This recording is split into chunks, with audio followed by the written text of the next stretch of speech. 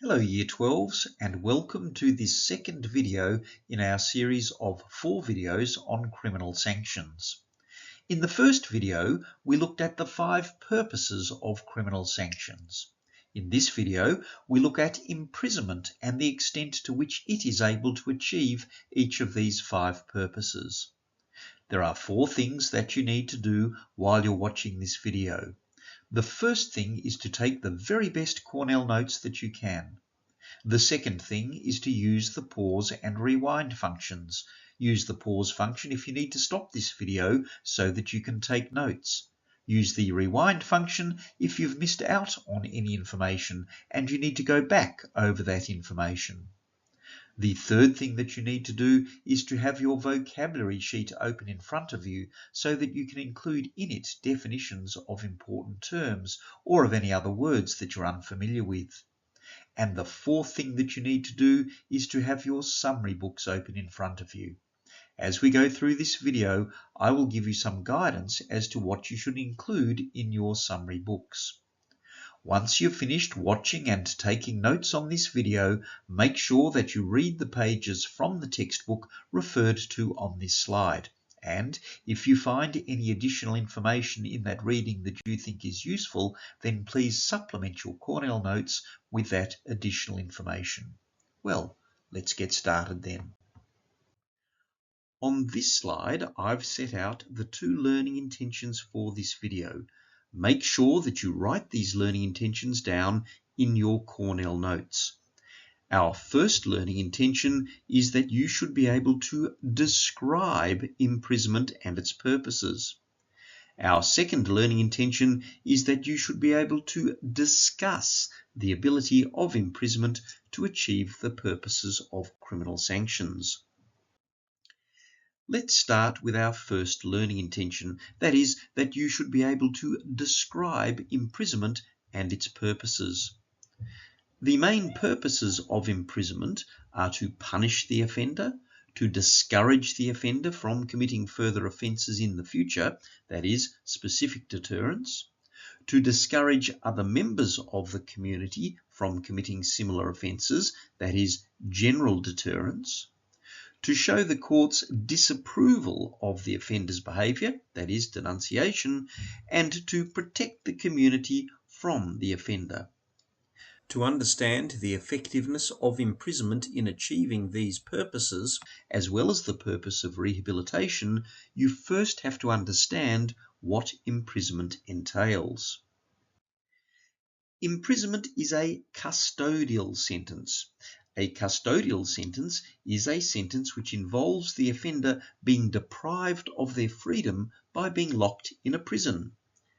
Look down the left-hand side of your vocabulary sheets, find the term custodial sentence and write this definition in there. In the next slides, I will explain how imprisonment achieves its main purposes, that is, punishment, specific deterrence, general deterrence, denunciation, and community protection. As part of doing this, we will look at the different types of prison sentences that a court can impose on an offender. Perhaps the most obvious purpose of imprisonment is to punish the offender. Where an offender is sentenced to a term of imprisonment, they are punished in a number of ways. First, imprisonment deprives the offender of their freedom. The offender is locked up and is not just free to go shopping, go out for dinner, go on a holiday, meet up with friends, and do all of the other activities that we enjoy and take for granted. Second, imprisonment separates the offender from their family and friends. Visiting hours are limited and so might be just 1 hour per week. Third, imprisonment may result in the offender suffering from physical and/or psychological harm.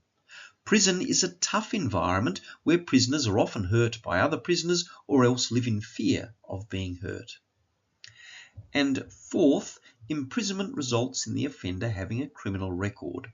This can make it difficult for the offender to obtain a job on their release. Now, when an offender commits a crime, they will often actually commit a number of offences. For example, if an offender robs a bank, then the offender will have committed the offence of robbery. But if the offender has a gun that they take with them into the bank and they seriously wound one of the people in the bank by shooting that person so as to persuade the bank staff to hand over the money from the bank safe, then the offender will also have committed the offence of intentionally causing serious injury to the wounded person. In addition, if the offender points their gun at the 4 other people in the bank, then the offender will have committed the offence of assault on each of those 4 people. And if the offender runs from the bank, hops in their getaway car and crashes into another car as they speed away from the bank, then the offender will have committed the further offence of dangerous driving. In such a case, the judge will typically sentence the offender to concurrent sentences. Concurrent sentences are prison sentences that are served at the same time.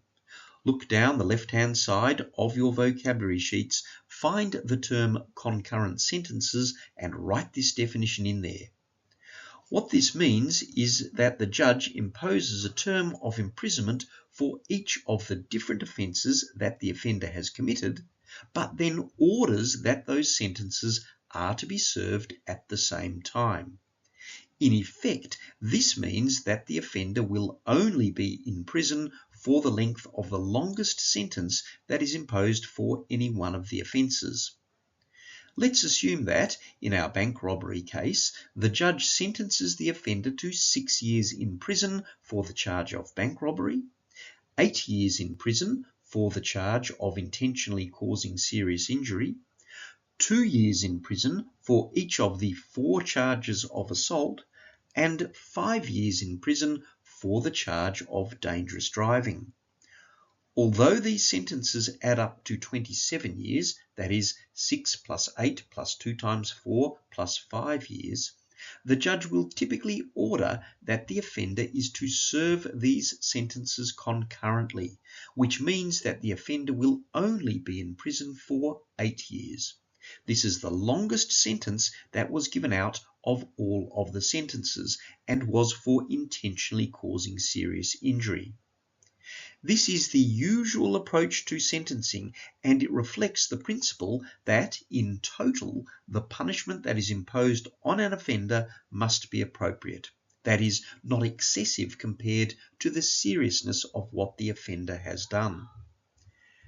However, in more unusual circumstances, a judge may impose cumulative sentences. Cumulative sentences are prison sentences that are served one after the other.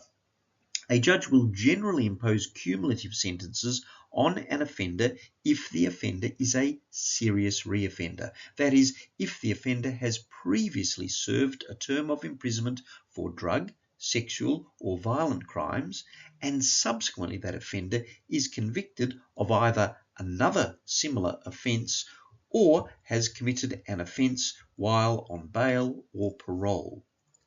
Look down the left-hand side of your vocabulary sheets, find the term cumulative sentences and write this definition in there. So, for example, assume that when our bank robber is released from jail, he commits another bank robbery, this time seriously injuring 2 people by shooting them. When the bank robber comes up for sentencing for this second bank robbery, the judge is likely to impose cumulative sentences on the bank robber for the charge of bank robbery and the 2 charges of intentionally causing serious injury. This is because the bank robber is a serious reoffender, as he has previously been in prison for the violent offences that he committed when robbing a bank the first time. What this means is that if the judge sentences the offender to 6 years in prison for the charge of bank robbery and 8 years in prison for each of the 2 charges of intentionally causing serious injury, then the offender will be in prison for 6 plus 8 plus 8 equals 22 years. Cumulative sentences are a very good example of a type of prison sentence that is used to punish an offender. The offender has not learned their lesson from being imprisoned previously. They've gone out and committed yet another serious crime, and so the judge punishes them more severely for this second serious crime by imposing cumulative sentences rather than concurrent sentences, so that the offender spends a longer time in prison than they otherwise would. Another key purpose of imprisonment is deterrence. As I've already said, imprisonment has a number of adverse consequences.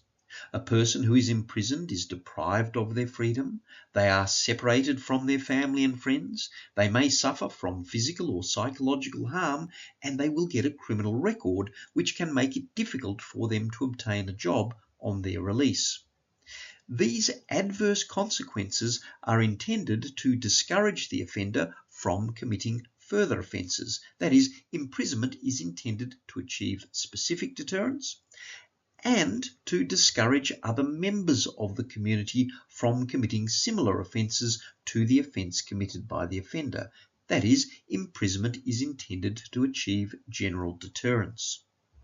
However, remember what I said in the first video on the purposes of criminal sanctions. You need to be very careful in the language that you use when you are talking about deterrence. While imprisonment achieves the purposes of punishment and deterrence in the same way, that is, through the adverse consequences of imprisonment that I've just described, you must use the language of discouraging, not the language of punishment, when you are explaining how imprisonment achieves the purpose of deterrence. Imprisonment can also be used to achieve the purpose of denunciation.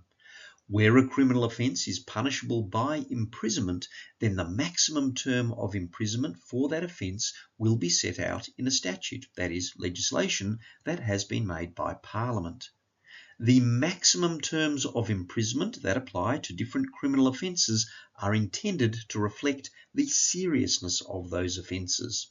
So, for example, rape is considered to be a particularly serious criminal offence and is therefore punishable by a maximum term of imprisonment of 25 years. However, a court will only impose the maximum term of imprisonment on an offender for an offence where the offence that the offender has committed is one of the worst examples of that offence. To give you an example, in the case of murder, the maximum term of imprisonment is life. However, a judge will only impose a life sentence on an offender who's been convicted of murder where that murder is particularly heinous.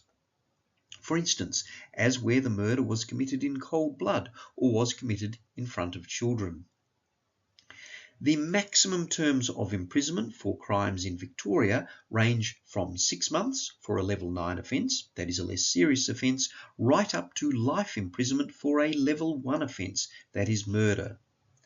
The imposition of the maximum term of imprisonment for an offence or of a term of imprisonment that is close to that maximum is a very good example of a type of prison sentence that is used to denunciate an offender's behaviour. This is because it clearly shows the court's disapproval of what the offender has done. A final main purpose of imprisonment is to protect the community from the offender. Imprisonment achieves this purpose because, while the offender is in prison, the offender is not in a position to harm society by committing further offences.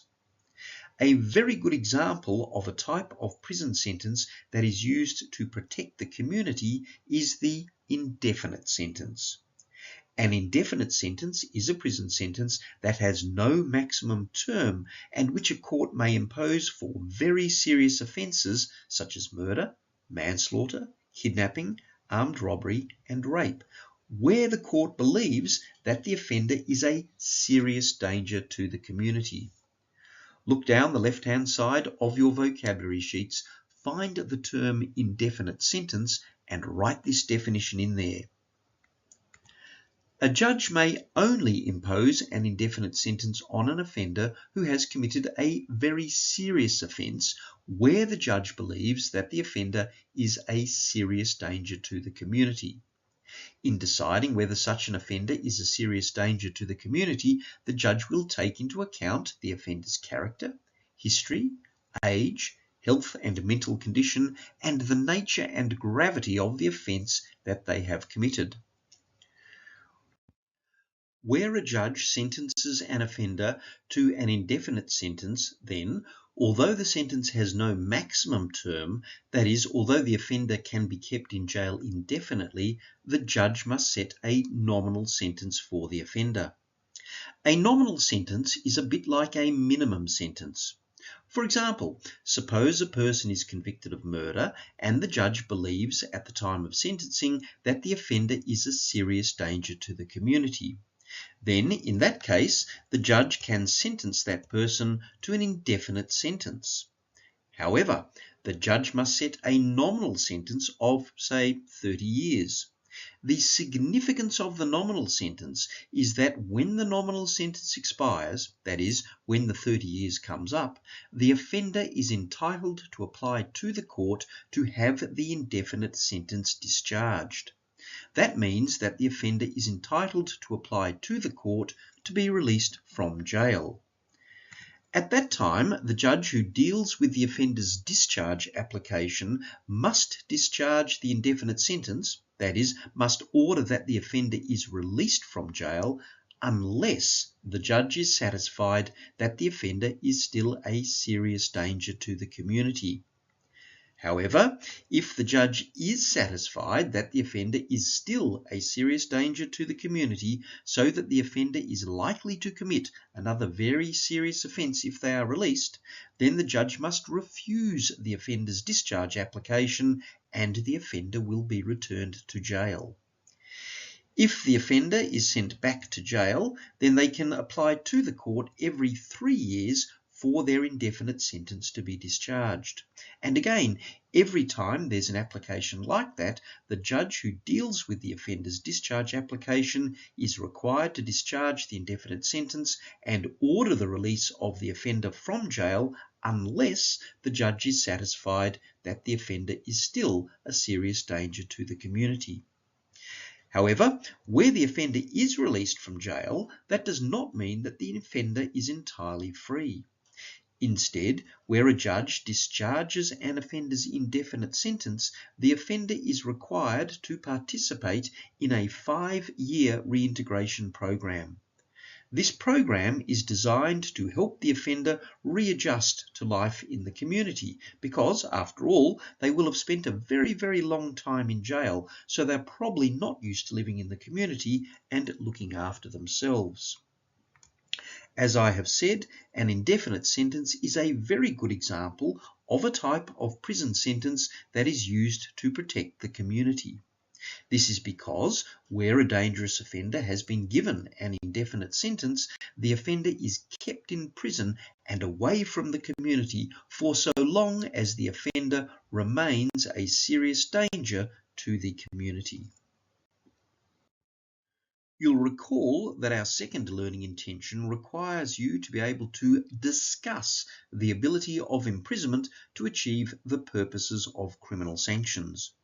In this table, I'm going to set out the points that you could make when you are discussing the ability of imprisonment to achieve the purposes of criminal sanctions. So make sure that you include this table in your summary books. You can see that I've set out each of the purposes of criminal sanctions across the top of this table. Let's turn first of all to punishment. Imprisonment is very effective in punishing an offender.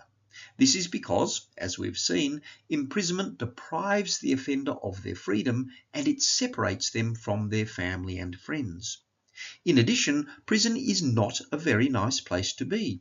Many prisoners suffer physical or psychological harm as a result of being locked up with other potentially violent offenders. And when an offender goes to prison, they will have a criminal record, which can make it very difficult to get a job when they are released.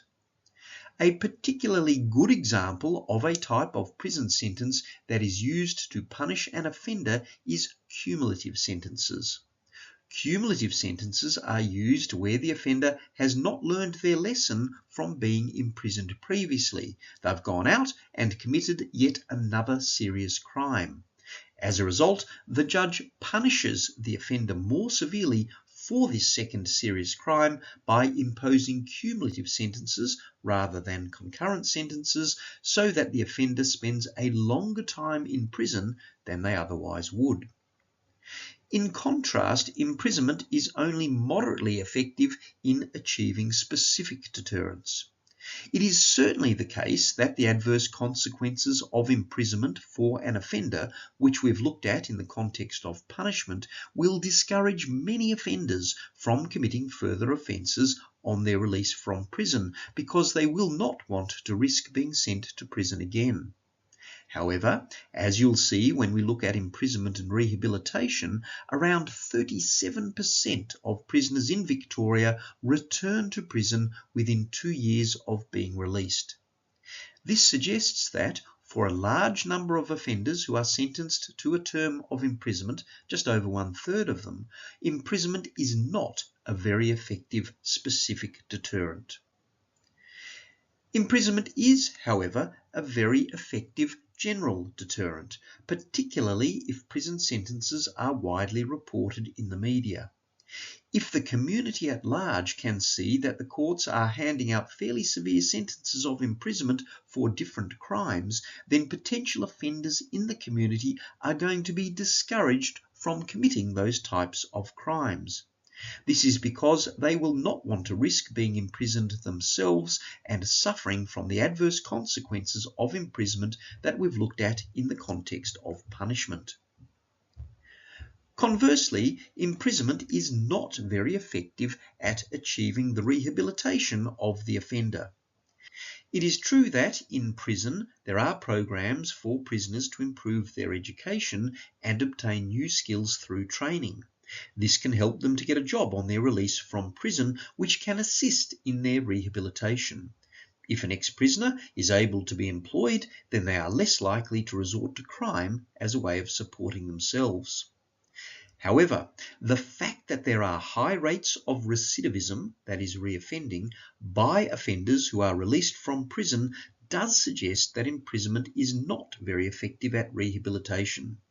As I have said, around 37% of prisoners in Victoria return to prison within 2 years of being released. One reason is that if a person is sent to prison, they have a criminal conviction recorded against them. That is, they have a criminal record. This makes it very difficult for ex-prisoners to get a job, because it is now extremely common for employers to check whether a person has a criminal record before employing that person, and many employers will be reluctant to hire someone who has been in prison. This creates a problem because if a person who has been in prison can't find employment, then they are more likely to reoffend. This might be because crime is a way of getting money to live on, or because they feel rejected by society and so decide to hit back at society by committing crimes. Another reason why imprisonment is not very effective at rehabilitating an offender is that in prison the offender associates with other criminals, so criminals become their friends, and that may continue when they are released from prison. If a person's friends are criminals, then that person is more likely to go on to commit further criminal offences, just like their criminal friends.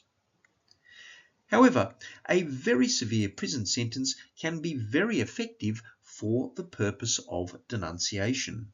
As I've said, where a court wants to show its disapproval of an offender's conduct, then it can do this by imposing a prison sentence that is at or close to the maximum term of imprisonment that can be imposed for the offence.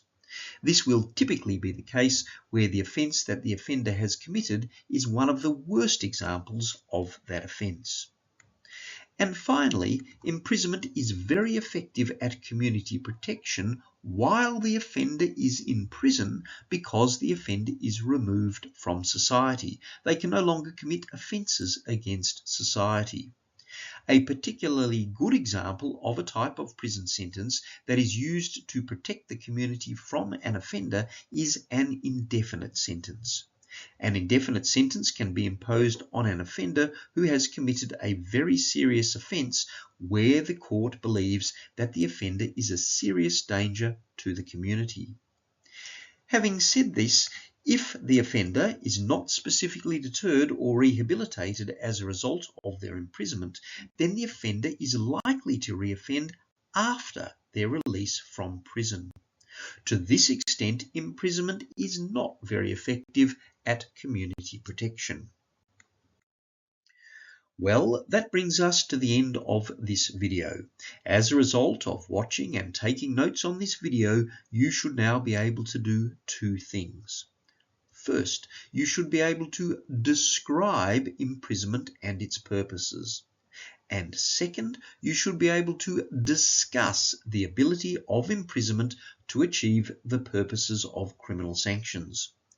You now need to read the pages from the textbook that are referred to on the first slide. And if you find any additional information from that reading that you think is useful, then please supplement your Cornell notes with that additional information.